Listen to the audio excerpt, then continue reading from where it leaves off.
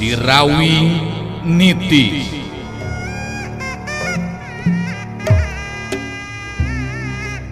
Sorot Panon Rasanti alias Munarsi, sakapeung galak gular giler, galak mataksieun anu borangan, sakapeung deui ciga anu melong kosong, arang ngiceup seperti jalma biasa. Kitu nate lantaran aya dina pangaruhna Nini Karimun Sakti. Dongeng Sunda Roman Silat ngajujut laku mapai rundayan carita hiji jajaka katurunan Jawara Sunda. Sirawing Nitis. Sanca dawuk cengkat nangtung muterkeun paneuteup kasabudereun eta patempatan, narik napas panjang bari ngagerendeng ngomong sorangan. Di mana aing bisa manggihan si topeng mayitnya? Sanajan bener arwah panasaran kibuyut ireng anu sumanding geus mere pituduh mangsa diri aing ngayakinkeun ilmu, tapi tetep nu ngaran si topeng mayit cenah boga ilmu anu luar biasa. Kadinya aing kudu guru ilmu. Ku cara kitu kakara bisa malaskan nyeri ka Sirawing. Sirawing Nitis digarap Kumang Inoy, naskah Yasana Yat-Er, pangreka jeung panyeup sora Udi Gibran, dibaturan Kukang Awe, teknik jeung editing garapan Nopan Cahya Lagawa, dibaturan Kukang Ence, pangjejer gawe Muhammad Ismail Haufansa.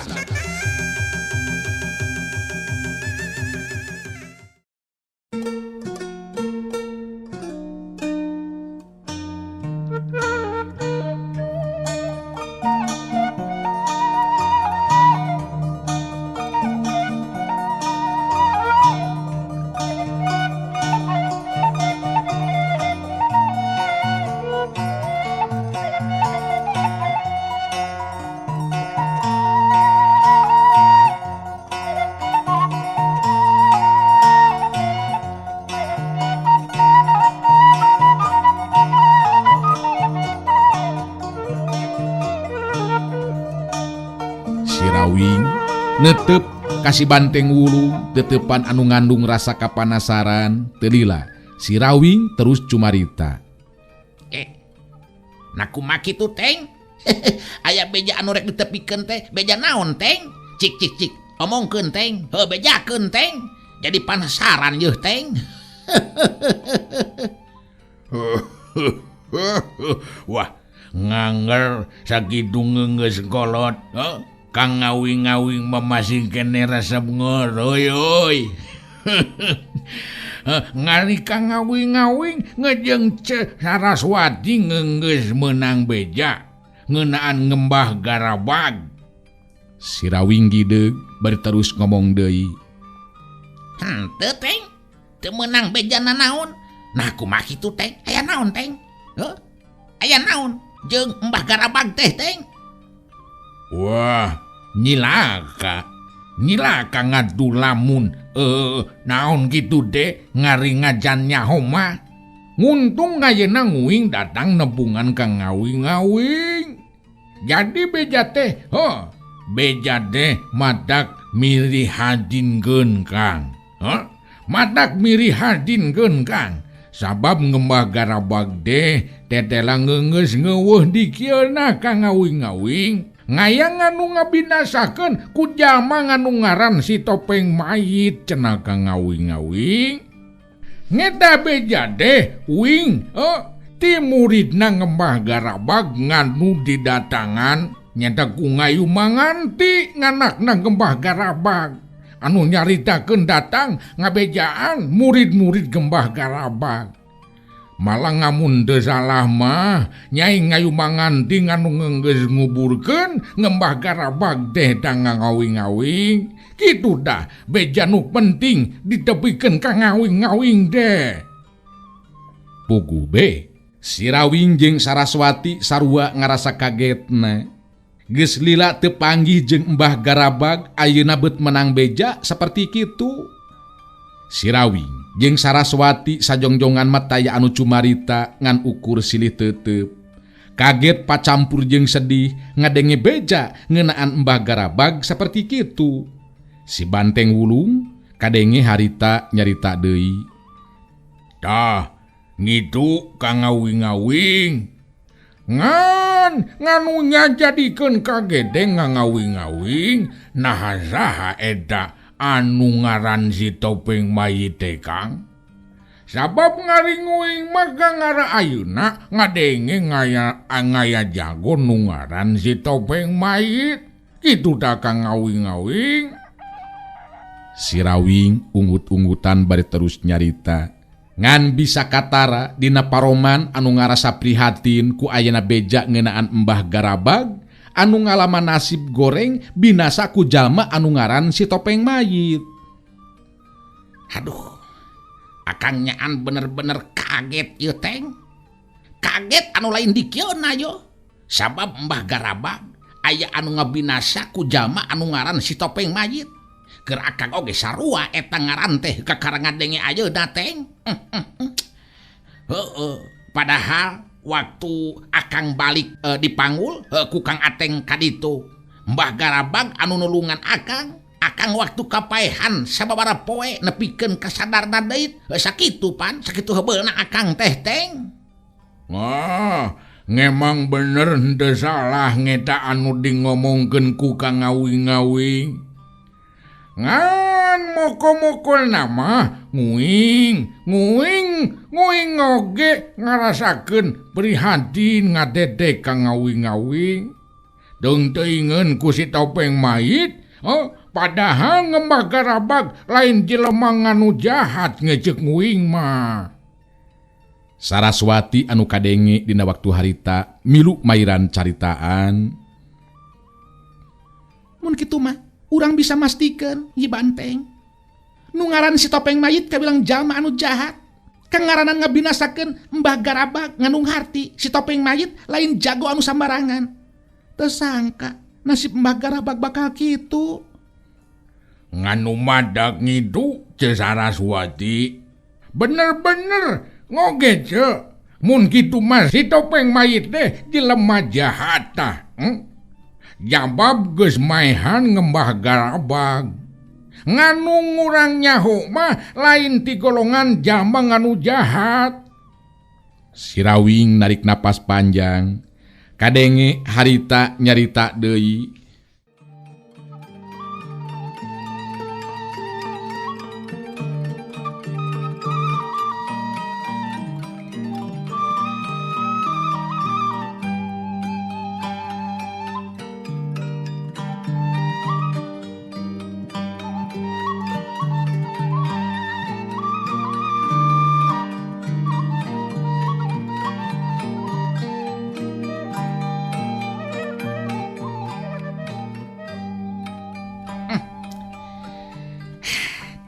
Tak syukur tah Teng, syukur Teng ayeuna Akang di bejaan. Hiji tanda Anteng masih keneh tetep nganggap dulur ka Akang. Ieu beja mangrupa hal anu penting keur urang. Yen dina waktu ayeuna aya jago anu mimiti geus nemongkeun deui diri jeung kakejemanana nyatana anu ngakukeun ngaran si Topeng Mayit. Kirambus kungsi kadenge henteu tah ngaran ki Topeng Mayit? Si Rawing ngareret ka Kirambus. Anu direret gideug bari ngajawab. Bet kula oge sarua kakara ayeuna ngadenge ngaran si Topeng Mayit mah. Tahun-tahun anu katukang mah Ki Buyut Ireng anu ngaranna jadi bahan caritaan jeung matak seber ku ngadenge ngaranna oge. Si Banteng Wulung ngareret ka Kirambus terus ngomong deui. Ngatungi Buyut Ireng mah ngapanan? Narung ngangeus-ngangesan teh ngapanan? Si ngembah si Buyut Ngireng nerus rubuh, nerus meot. Ki embus Kang ngawing-ngawing mah nepikeun ka ayeuna masih keneh ngirup. Ngan ngayeuna ngaya deui nganu ngaran si Topeng Mayit. Ieu ngane kajahatan teh henteu bisa leungit kinya. Kirambus ungeuk terus ngawalon. Kajahatan memang moal bisa musnah Jang Banteng. Saperti halna sifat hade jeung goreng anu aya dina diri urang. Ngan kajahatan memang kudu di perangan. Lamun teu di perangan tinangtu bakal loba jalma anu jadi korban.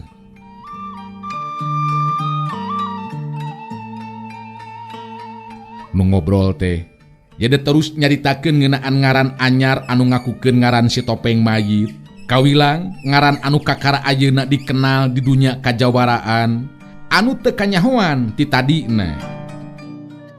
Dina kaayaan keur ngalobrol saperti kitu.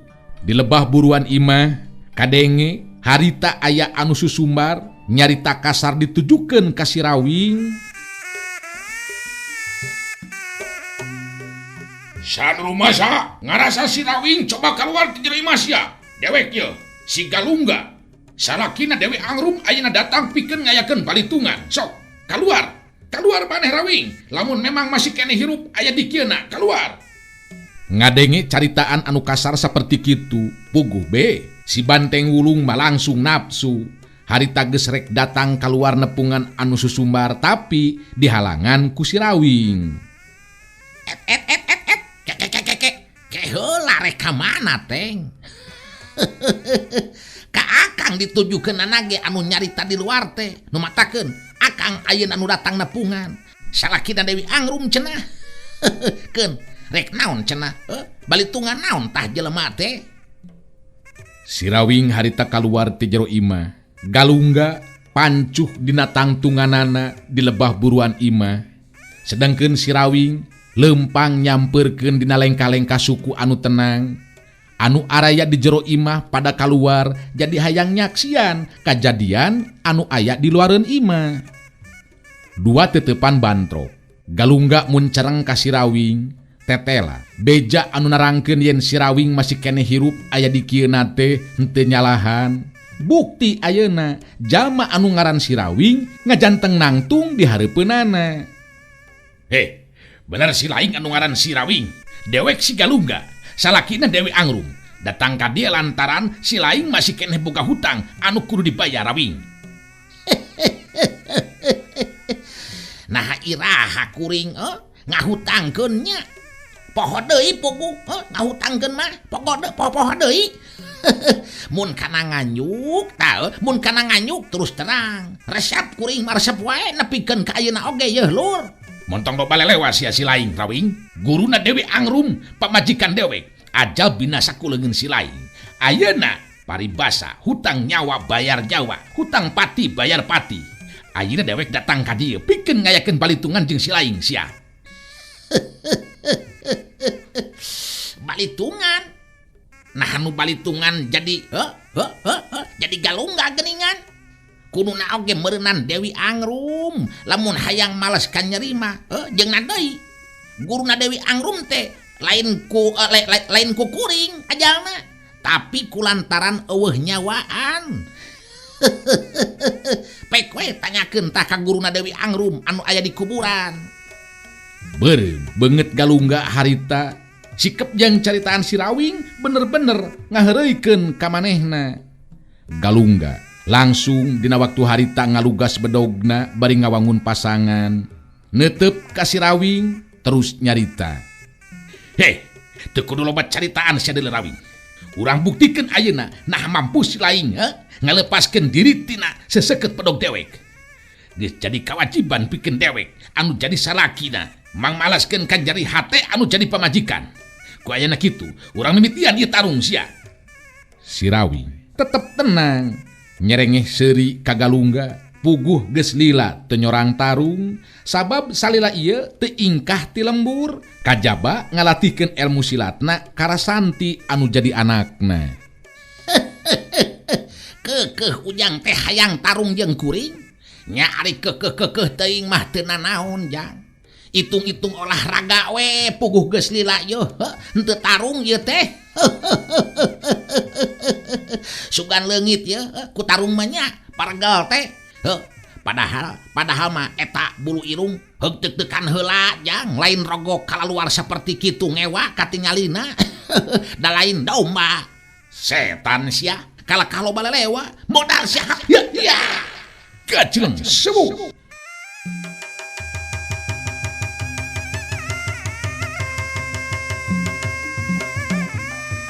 Galungga harita maju narajang Kasirawing bedog dina leungeun anu katuhuna ngahiuk bangbaraan ngarah kana beuheungna Sirawing. Daya panarajang Galungga memang teu bisa dianggap enteng. Tapi Sirawing geus tepi kana tahapan ilmu salaku saehu henteu nganggap ancaman bahaya datangna panarajang lawan seperti kitu. Galungga memang can nyahoeun saha Sirawing sarta nepikeun ka mana tahapan ajen pangartina. Nu matak harita manehna gede hate maju narajang kanu jadi lawan. Panarajang Galungga bangun anu gampang nakeranan disingkahan ku Sirawing dina waktu harita. Ngeplos panarajang Galungga ngarangsek deui pinuh rasa kapanasaran. Si Banteng Wulung anu milu ngabandungan kana nu mangsungna tarung harita kadenge nyarita bari ngareret ka Kirambus. Wah, ngieu jelema de ngelok meureunan. Ngakara boga ngelmu nganu seperti kitu ngeungeus ngani narung ngalawan ka ngawing-ngawing. Golobog da jelema de ngadu, golobog da. Nya ngedeung deui oge, nya ngedeung deui ngoge rubuh da jelema de. Si Banteng Wulung nyarita saperti kitu teh memang geus nyaho saha Sirawing sarta kumaha tahapan ajen pangartina. Galungga anu terus ngarangsek ku panarajang akhirna jadi kabuka matana. Sirawing tetela lain tandinganana. Ukur sababaraha jurus Galungga harita rubuh ngebebengkang. Sanajan bedog masih kena diceklan dina leungeun katuhuna, tapi leungeunna asa komperek potong teu bisa digerakeun. Plak, des, cebrot, cilebet, des, walah, cengkang, kebut. Galungga bener-bener era jeung nyeri hate. Ukur ku sababaraha jurus manehna geus rubuh. Ngan jelas manehna jadi ngarti kana kaayaan Sirawing lain tandingan manehanana. Sirawing nyarenge seuri bari merhatikeun ka Galungga telila terus nyarita. Kumaha jang? Kumaha? Masih keneh panasaran rek neruskeun lumakuna ieu tarung atawa rek terus balik wae kabur lantaran teu hasil pemaksudan. Kabayang balik kali gincing mulang ngalong kewang bari nyandangan wiwirang nya wayahna weh tarimakeun jang wayahna tarimakeun. Puguh ari nafsu mah masih keneh ngagugudu harita Galungga. Tapi manehna sadar kana kanyataan anu disinghareupan tetela Sirawing memang lain tandingan manehanana. Eueuh hartina ajen pangarti manehna dipake pikeun balitungan ka Sirawing.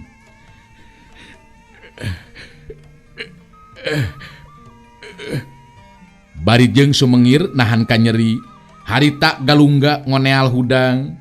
Geus teu wanieun deui ngomong naon-naon, harita ngaleos ngabeng-beos ninggalkeun eta patempatan.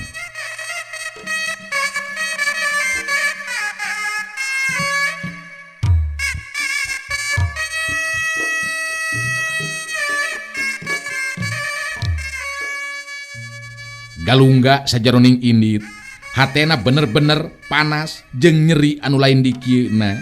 Tadina mah geus janji ka Dewi Angrum anu jadi pamajikanana pikeun mangmaleskeun ka nyeri ka jalma anu ngaran Sirawing anu nurutkeun beja tetela masih keneh hirup aya di kieuna. Tapi sanggeusna dicoba tetela pangarti manehna eueuhna naon keur Sirawing mah.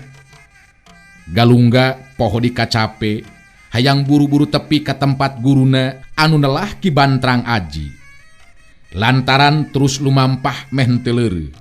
Akhirna Galungga tepi ka tempat dumuk matuhna Ki Bantrang Aji anu jadi guruna.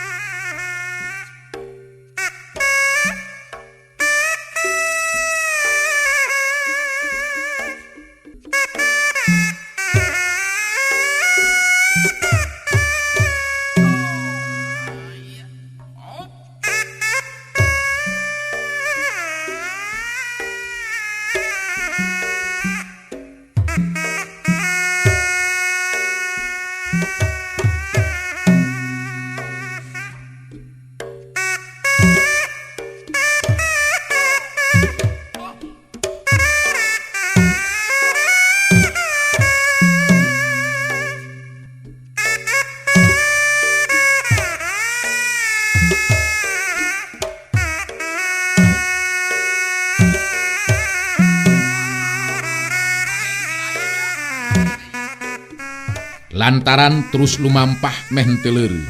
Akhirna Galungga tepi ke tempat dumuk matuhna Ki Bantrang Aji anu jadi guruna. Ki Bantrang Aji kawilang jago kolot anu geus lila numpi diri dina harti geus tara lunta indit ninggalkeun tempatna. Padahal dina waktu katukang, waktu dirina masih keneh makalangan di dunia kajawaraan. Ngaran Ki Bantrang Aji kawilang ngaran anu asup kana hitungan jago anu geus asak tahapan ajen pangartina. Kadatangan Galungga dibagiakeun ku anu jadi guruna, sanggeus silih bagiakeun sakumaha mistina. Galungga terus nepikeun pamaksudanana. Kadenge harita Galungga anu cumarita. Ieu teh Ki Guru pangna datang nepungan ka Ki Guru dina waktu ayeuna kahiji nama sono lantaran lila tetepung. Anu kaduana memang lebih penting ieu teh Ki Guru.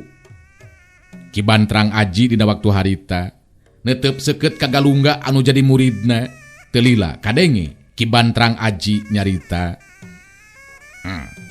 Nama kejeng nyebutkeun leuwih penting segala rupa Galungga. Coba jelaskeun ka kula, aya naon nu sabenerna? Kieu Ki Guru, pangna disebut leuwih penting teh sabab ieu aya patalina jeung ajen kahormatan Ki Guru. Terus terang, kuring meunang ka nyeri hate anu kawilang luar biasa Ki Guru. Sabab ieu ka nyeri hate moali pursigana teh sanajan nepikeun ka awak dikubur bisa paeh malotot Ki Guru kuring teh.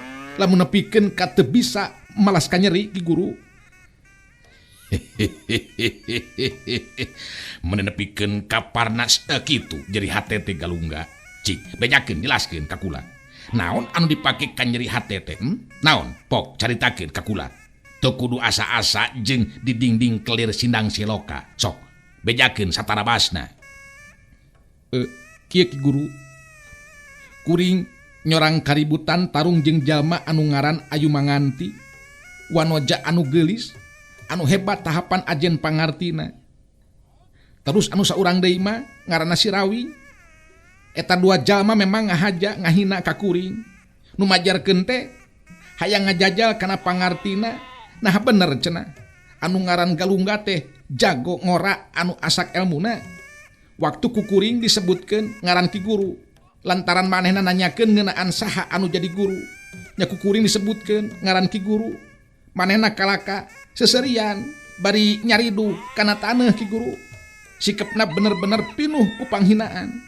Si Ayu Manganti kitu deui si Rawing nyebutkeun yen ngaran Ki Bantrang Aji kawilang ngaran anu eueuh hartina keur di dunya kajawaraan. Nyeri jeung nafsu Ki Guru ya, nyeri kana hate Ki. Kalaka rubuh kuring teh eleh jajaten ku maranehna.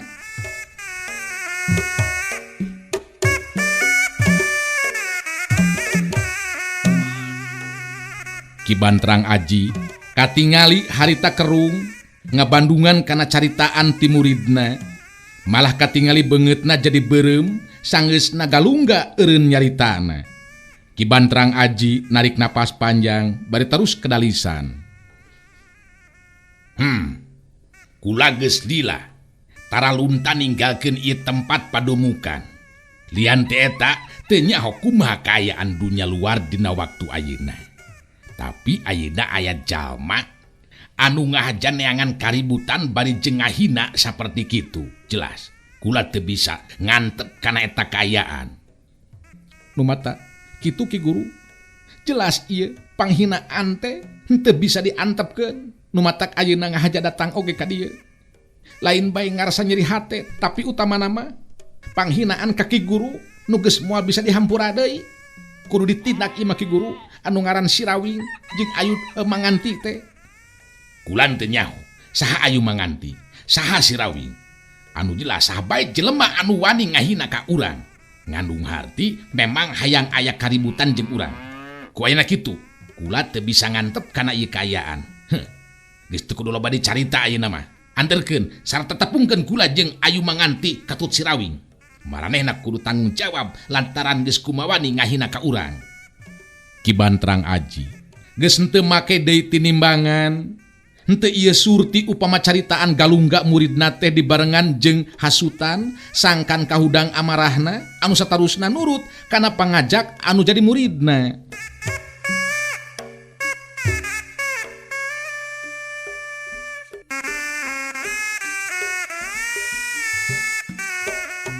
Di antara guru jeung murid akhirna harita aya dina kasapukan. Geus kitu mah duanana terus lunta ninggalkeun eta patempatan kalawan tujuan rek neangan Ayu Manganti jeung si Rawing anu dianggap geus ngahina kaki Bantrang Aji nu teu tarima kana eta panghinaan.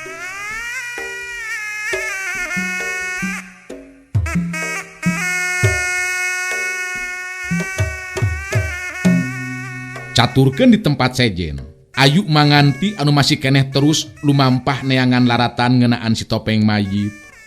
Harita ngambah ka salah sahiji lembur lantaran beuteung ngarasa kosong hayang dieusian. Ayu Manganti terus leureuh di salah sahiji warung. Sajroning dahar harita Ayu Manganti ngadengekeun jalma-jalma anu araya di dinya nu lolobana mah memang lalaki keur ngarobrol jeung pada baturna. Ieu mah mun terus-terusan kieu mah bisa beak euy parawan di lembur urang ieu. Bet ku eueuh anu mampu deui nya nyangkalak mangkeluk anu ngaran si Topeng Mayit. Teu ngarti dewek mah ieu. Rek teu kitu kumaha aban? Geus jelas euy si Topeng Mayit teh cek dewek oge lain jelema biasa. Jago silat oge can mampu euy ngalawan si Topeng Mayit. Eta dewek mah watir we euy watir. Kuno jadi korban wanoja geulis dina kaayaan buligir geus jadi layon memeh dipaehan digada baheula kahormatan dirina. Tarangna bolong panonna bolotot lantaran paeh panasaran meureunan. Nyetana matak eta ta euy. Abadinya kejam jeung telengesna si Topeng Mayit teh aduh aing mah yeuh. Lain apan kungsinya euy dikepung ku jago-jago nya ku jago-jago urang nu aya di lembur tapi kabehanana eueuh anu marampuheun nya euy malah leungeunna jago-jago teh jadi para rotong nyaan matak asa beuki hariwang jeung harengheng wae ieu mah yo geus aya-aya we nyaan hebat si Topeng Mayit teh euy hebat luar biasa elmuna. Kitu di antarana obrolan anu kadenge ku Ayu Manganti di eta warung anu ngobrolkeun ngeunaan si Topeng Mayit. Ayu Manganti anu bari jeung dahar ngadengekeun kana eta obrolan hatena beuki panasaran hayang tepung jeung si Topeng Mayit lain bae rek balitungan Malespati tapi leuwih ti eta manehna hayang ngabuktikeun kahebatan si Topeng Mayit. Si bapa warung ningali Ayu Manganti geus beres dahar harita terus ngajakan ngobrol